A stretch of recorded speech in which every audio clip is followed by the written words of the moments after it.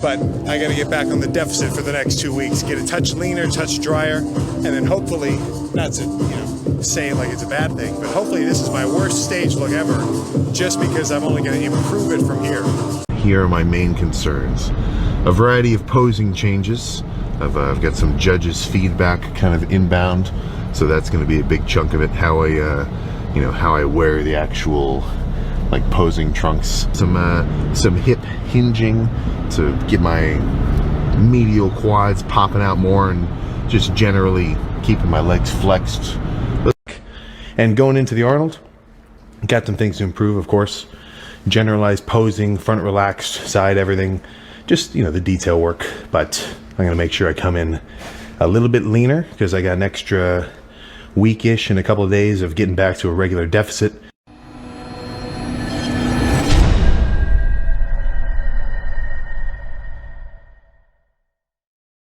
All right, what's going on, you guys? Nick here with Nick Strength and Power. I've got a couple of interesting stories for you guys today. The first story I've got for you guys today, a little bit of a continuation, I guess a follow-up on Sam Sulek's victory this past weekend in Vegas, qualifying him for the Arnold Classic Amateur. This has been kind of the talk of the bodybuilding industry, and I wanted to talk a little bit about not only how he looked at the show, which we already talked about in the other video, but Sam Sulek's comments after the show. He said he got some judge feedback, and the main feedback that he said he got was that he wasn't keeping his quads flexed enough in the other poses. I've seen a lot of people talking about Sam's legs, but when you look at the poses where he actually flexes his legs, like the abs and thighs, for example, you can tell his legs actually look really good.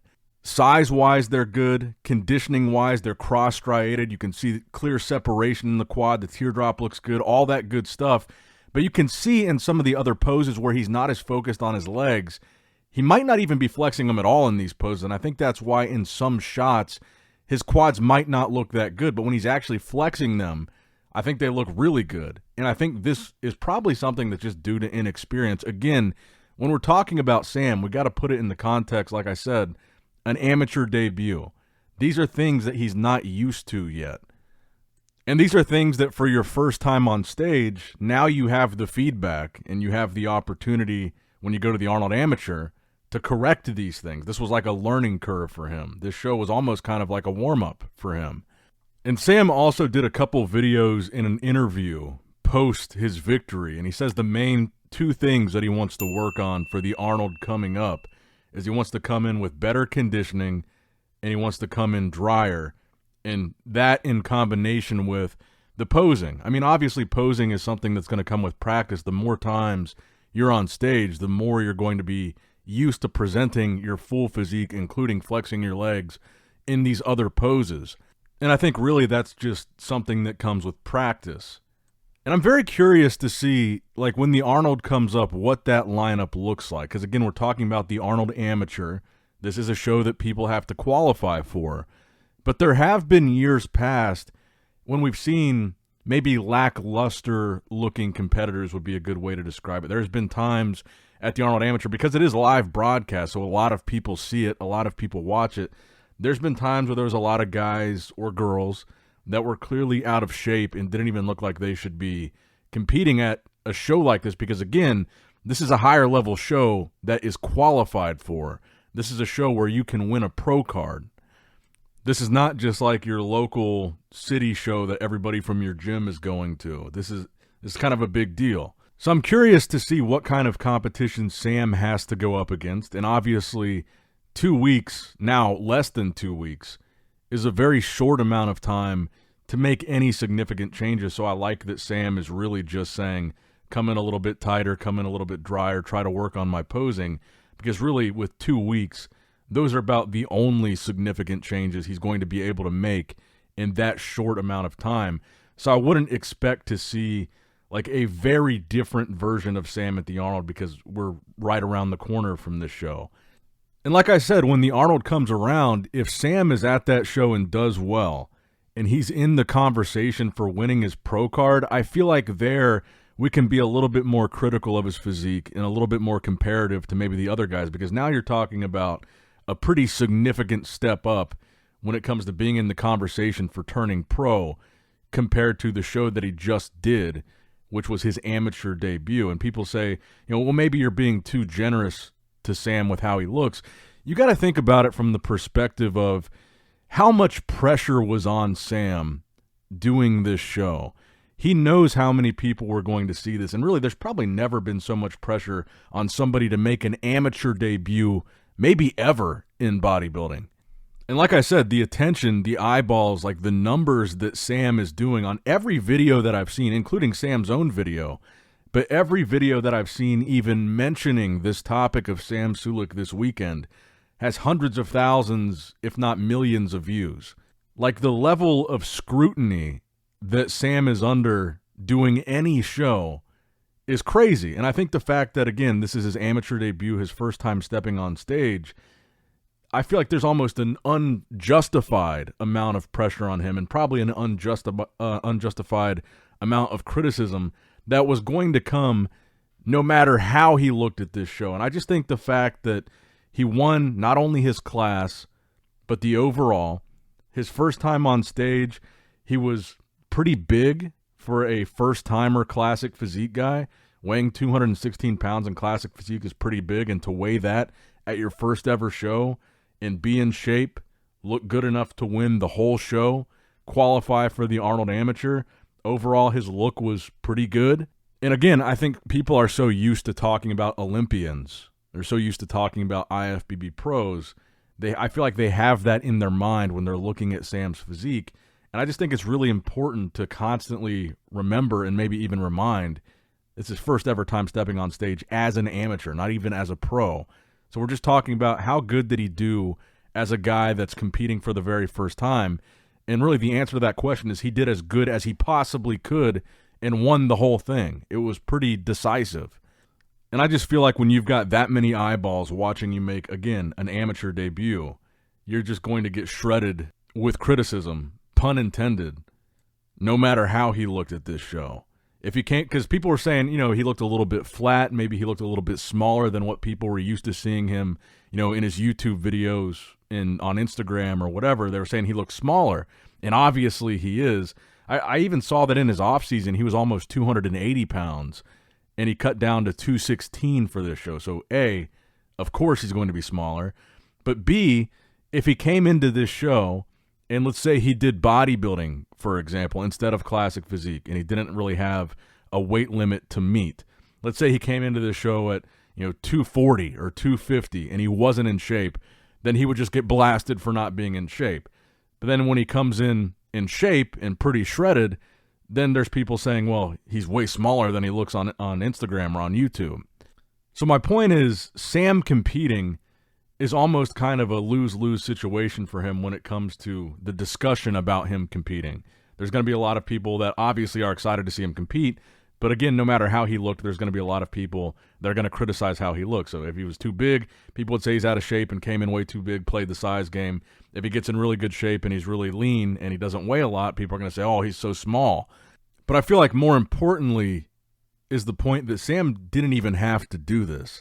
I feel like a big reason, probably the main reason he did this, was for his fan base. He did this for content, even knowing what would come with it in terms of criticism, regardless of how he looked, which I think a lot of people were just excited to see him compete, and that's why he did it. But the numbers that Sam puts up on his social media, if he never wanted to compete, he never would have to. And he's definitely already at a point in his career, which is crazy to say about such a young guy in their early 20s, but he's definitely already at that point in his career where he's going to make a lot less money even if he turns pro. I would even say if Sam turned pro and won the Classic Physique Olympia, it would almost be like a Chris Bumstead situation from the standpoint of he'd win 50 grand at the Olympia, and the numbers that I'm seeing Sam put up, 50 grand, I don't even think moves the needle for him financially. I don't think people realize how big Sam really is right now in terms of his online presence. So my point is, not only did Sam not need to compete at all, not need to ever do an amateur show and put himself out there like that, which is what impresses me the most, is he really just put it on the line, stepped on stage and put himself out there when he didn't have to. But also, even if he wins his pro card at the Arnold and wins a pro show and maybe wins, $2,000 in a classic physique local pro show, gets to the Olympia, even if he won the Olympia, financially speaking, I don't think anything even moves the needle for him as a classic physique pro. So his incentive to do any of this, I think at the end of the day, is to entertain his fans and give them good content, which I think is admirable. Sam could go the rest of his YouTube career and continue to have a very successful career, never competing, just being a guy that works out and looks freaky on YouTube, and that's fine. So that's why I feel like he deserves a little bit of leniency for the first show, and that's why I also say, if he wins his, let's just say hypothetically, I'm not saying I think he's going to, but let's say hypothetically he does win his pro card at the Arnold Classic in a couple of weeks. I think that's definitely a scenario where you can be a little bit more critical of his physique and say, did he deserve this pro card? And I'm sure that's where the conversations are going to be a lot louder of, oh, it's only because he's such a big name. It's only because he's got clout. And I feel like that's where the real criticism and controversy and all that stuff come in. I mean, just winning this amateur show and qualifying for a bigger amateur show, I don't think there's very many people upset about that or saying, oh, he won because of clout. I think he genuinely won this show. Based on the pictures that I've now seen of the other competitors, Sam was the best guy.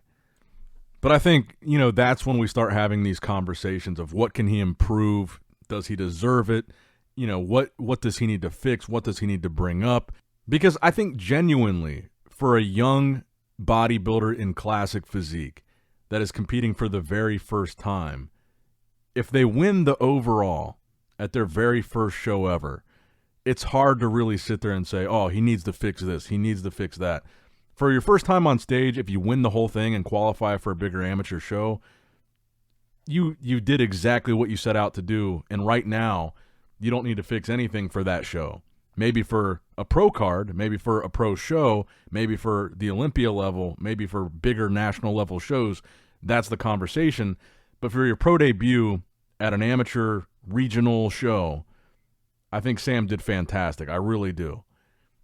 And in addition to what Sam was saying about maybe not flexing his quads enough, I kind of felt like, and you guys can let me know in the comments below if you agree with this or not, I kind of felt like in some of the shots, it almost looks like he's turning his legs too far outward, like he's pointing his feet when he's posing too far out. So he's turning the quad outward in the poses, whereas if his legs were a little bit closer together and his feet were turned a little bit more inward, I feel like he'd be able to flex his quads easier for one, and you'd see the separation better. But I noticed when he was posing, he's kind of angling his feet and his quads outward from his hips. And here, this is a good example of this. This is obviously a crazy comparison, but I saw a comparison of Sam and Arnold hitting the same classic pose. And what you'll notice about Arnold hitting that pose is look at the way his legs are positioned in that pose compared to Sam. But I think this is a great example of what I'm talking about here. It's not just that he's not flexing his quads in all the poses.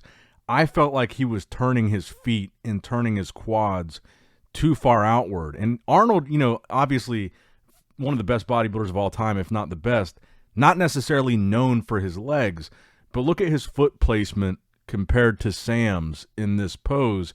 And I feel like you can really see the difference in how that makes their legs look, like just by turning your leg that far out. And then even if you put Sam's front double bicep, for example, put his front double next to his abs and thighs.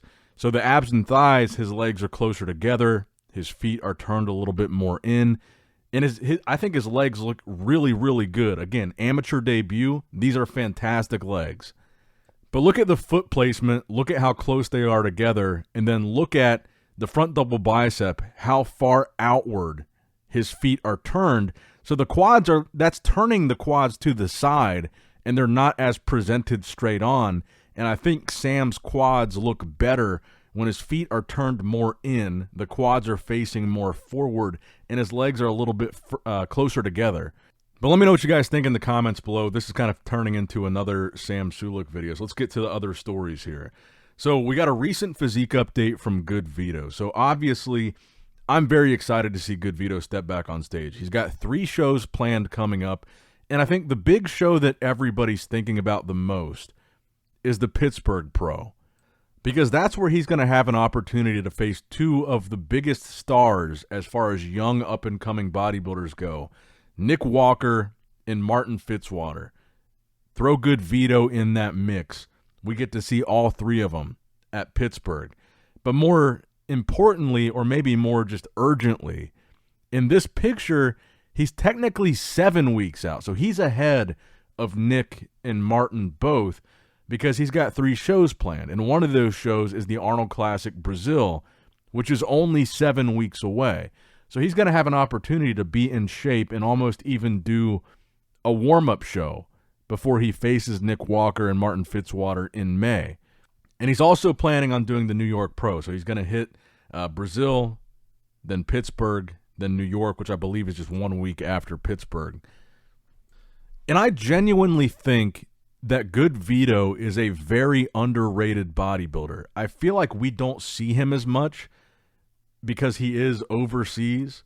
We've only seen him compete one time in the States, and that was at the Detroit Pro. He also did the Brazil show last year, I believe it was.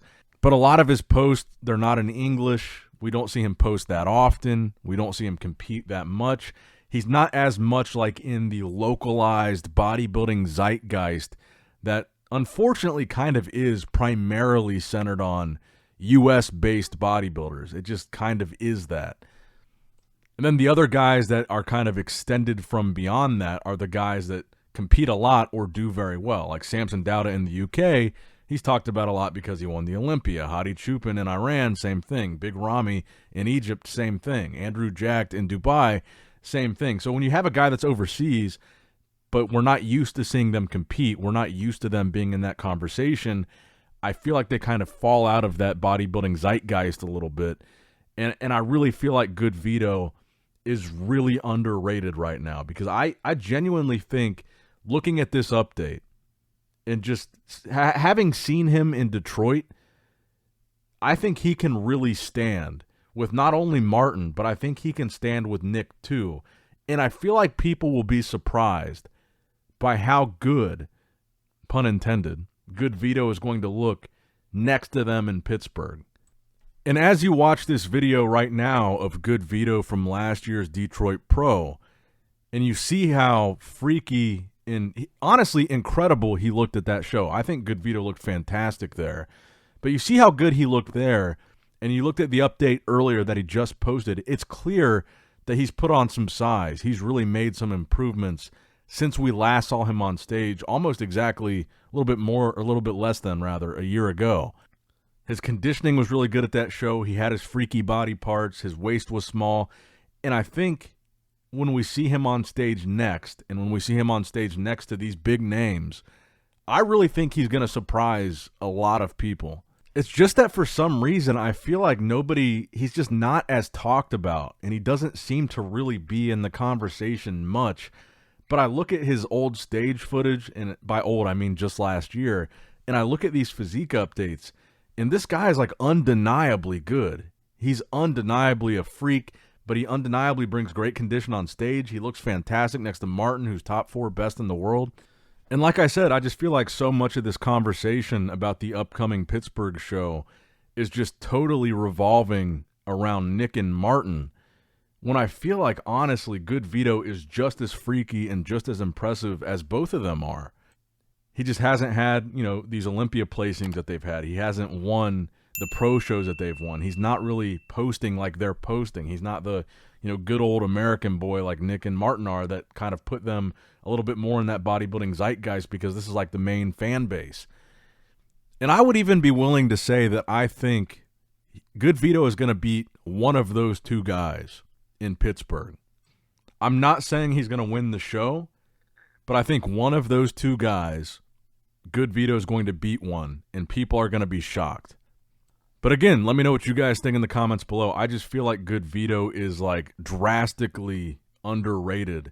When I see these updates, I mean, you look at his quads, not only the size, but the separation. The guy is just a freak. And with quads that big, legs that big in general, and being able to have a small waist on stage, you saw him hitting vacuum poses. It's just unheard of. And so if we go into the next story here, this most recent physique update that we got from Nick Walker, putting him exactly 12 weeks out from the Pittsburgh show. He looks good. He looks impressive. We know that he's around 300 pounds. He's got a new coach. Overall, to me, so far, he's looked good. He's very far out from the show. And keep in mind, in context, GoodVito is closer to competing by, 5 weeks than Nick? So he's definitely in better shape. But if you take Nick's update that you're looking at here, and Nick is like probably the most talked about guy. Honestly, even though Martin had this really good Olympia appearance, more people are talking about Nick doing Pittsburgh than Martin for sure. And then definitely more people are talking about Nick doing Pittsburgh than they are talking about GoodVito doing Pittsburgh. But realistically, this is a fair comparison, even though GoodVito is competing sooner than Nick. Put GoodVito's most muscular next to this most recent one from Nick. And take Nick Walker's big name, take the star power out of it a little bit. This is a most muscular pose. Nick Walker is a freak. His nickname is the Mutant. A most muscular pose should be one of the freakiest poses for a guy with the size and the mass that Nick has. That pose is designed to show off specifically that. But put this next to GoodVito, who I would argue is more aesthetically pleasing than Nick. He can pull a vacuum, Nick can't. His waist is small. He's got a good taper, kind of more of an X-frame than a V-taper, but still. But look at these guys side by side and tell me honestly, who are you more impressed by in the most muscular? Even with the, take it with a grain of salt, that GoodVito's competing sooner than Nick.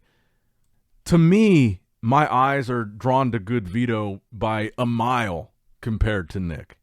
And that's why I genuinely think at the Pittsburgh Pro, when we get to see Nick and GoodVito for the first time go head-to-head on stage, I think some feelings will be hurt. I genuinely do. And I also genuinely think that because of this dynamic that seems to be building for Pittsburgh, it could genuinely be one of the most competitive, most exciting, most entertaining, and maybe even most surprising shows of the entire year. You've got, in my opinion, 3 of the most talented young up-and-coming guys in that show. They're not doing, none of them are doing the Arnold, Ohio.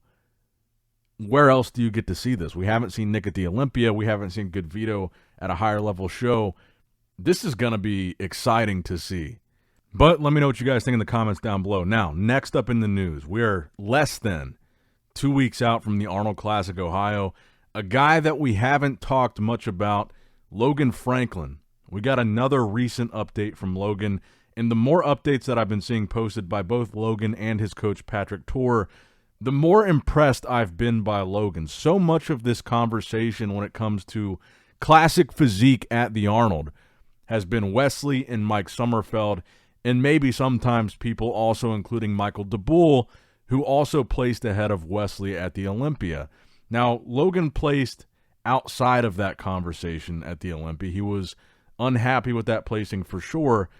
I think he also has the potential here to really surprise some people at this Arnold.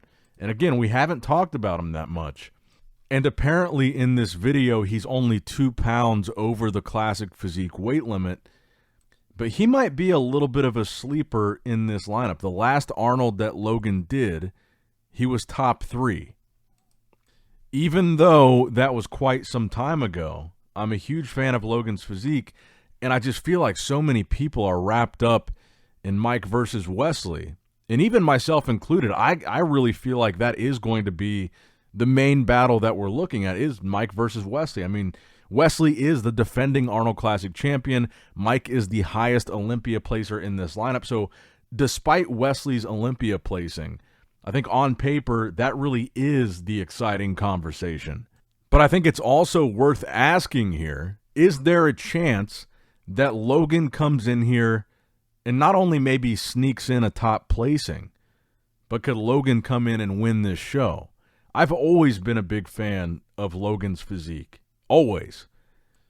Even when he did men's physique. I remember one year I was backstage at the Arnold when Logan was still competing in men's physique, and Logan was lining up backstage to go out on stage for men's physique. And I remember him coming up to me and saying hi backstage, and this was maybe, 6, maybe 7 years ago. I don't remember exactly when it was, but I remember even thinking he looked great when he was in men's physique, seeing him backstage there. And now, obviously, we've had the opportunity to get to follow him switching to classic, where I think he really fits well. But I genuinely think this right now is a great look for Logan, and I kind of wonder if he could pull off a really big surprise at the Arnold and really mix it up with these top guys that we've been talking about as the quote-unquote favorites or almost guaranteed top two. And I'm sure, Logan, you'll shoot me a message after you watch this video. You'll have to let me know.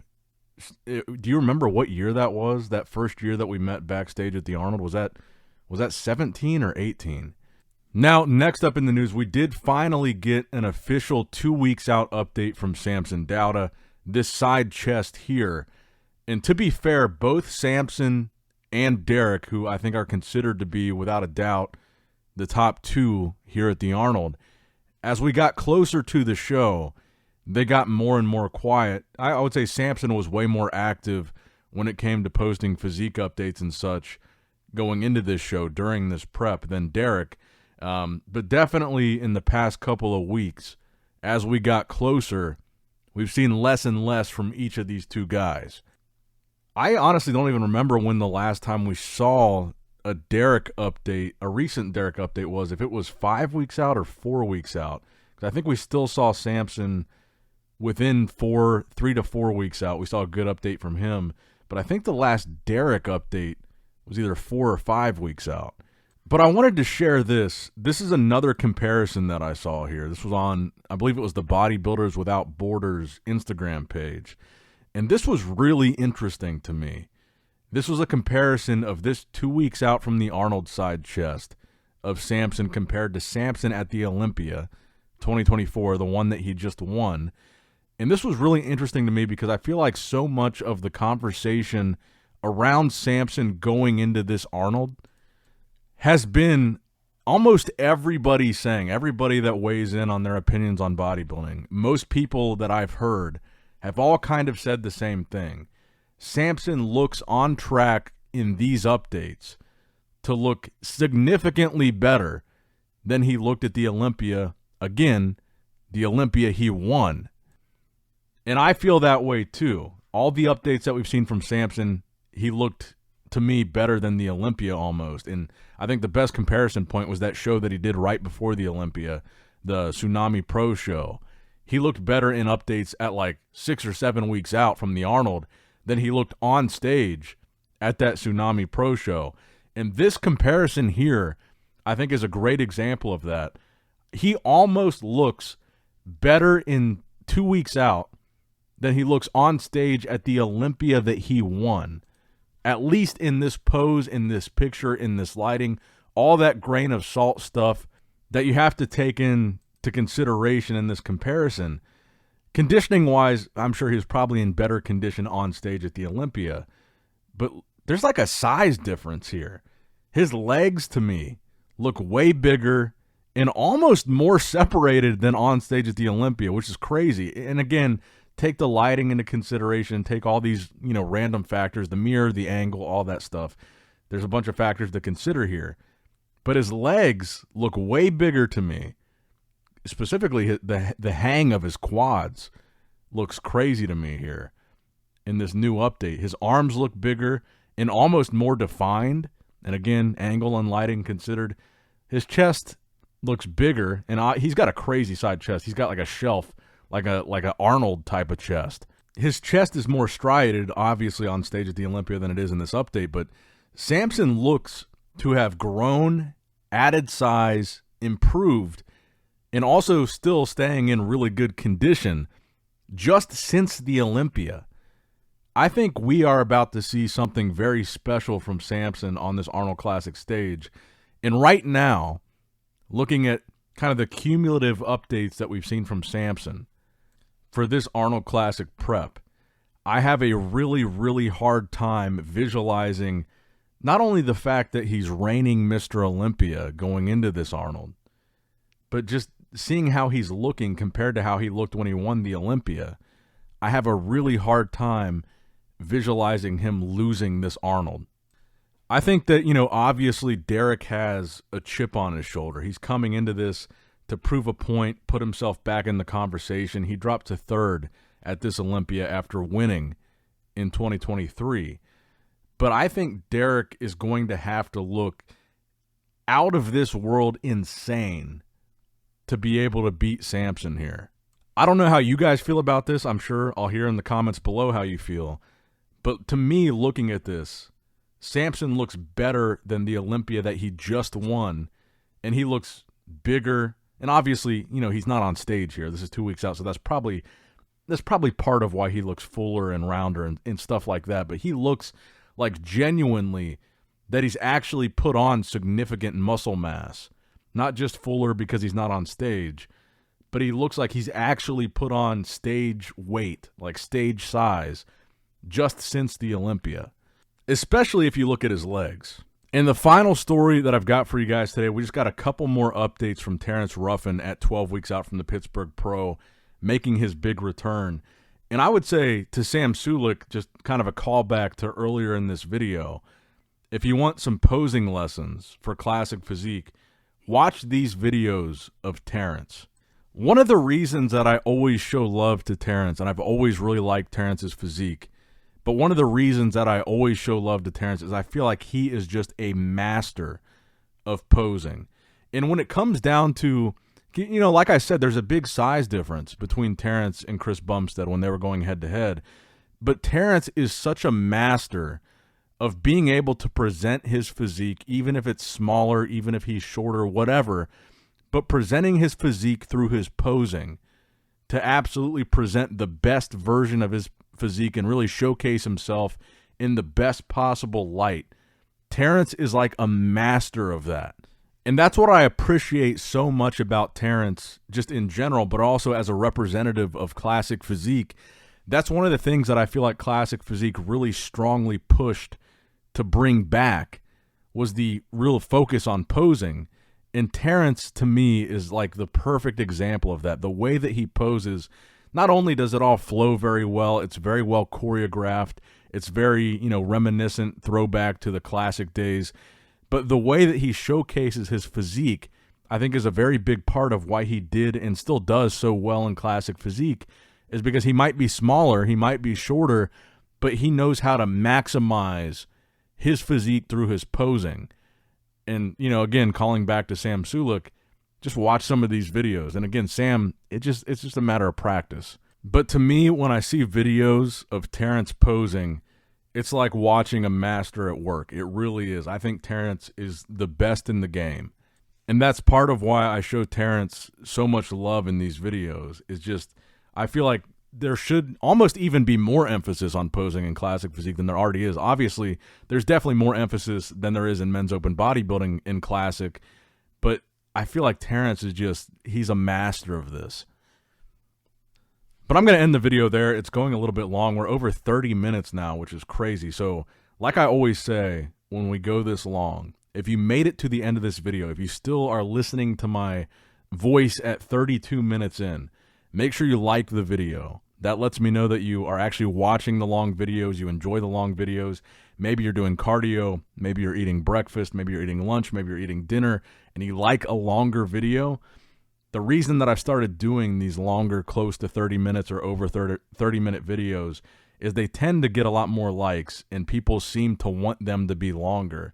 So if you're still watching, make sure you like this video, and I'll continue to sneak in some more 30-minute plus videos, which it's kind of hard to do when you do daily videos, to make them all really long. It's a little different than doing a once a week, hour-long podcast. But if you guys like the longer videos, make sure you let me know by liking this video if you're still listening to me right now, and I will continue to make them longer. But as always, I love you guys. I appreciate you guys. Make sure you like and subscribe, all that good stuff. Nick Strength and Power, signing out. All right, guys, don't forget to click that like button and subscribe to this channel if you enjoy the content. Also, check out my Instagram at Nick Strength Power. my Facebook page, which is simply Nick Strength and Power, my secondary YouTube channel, Nick Strength and Vlogs, for vlogs and bonus content that you will not see on this channel, and consider subscribing to my third YouTube channel, Nick Strength and Pokemon, which is all things Pokemon and trading card games, completely unrelated to this channel. So if you're into that, give that one a look. And all links to merchandise and social media will be in the description box below. If you guys want a Nick Strength and Power t-shirt, that will be in the Shopify link below. Have a great day.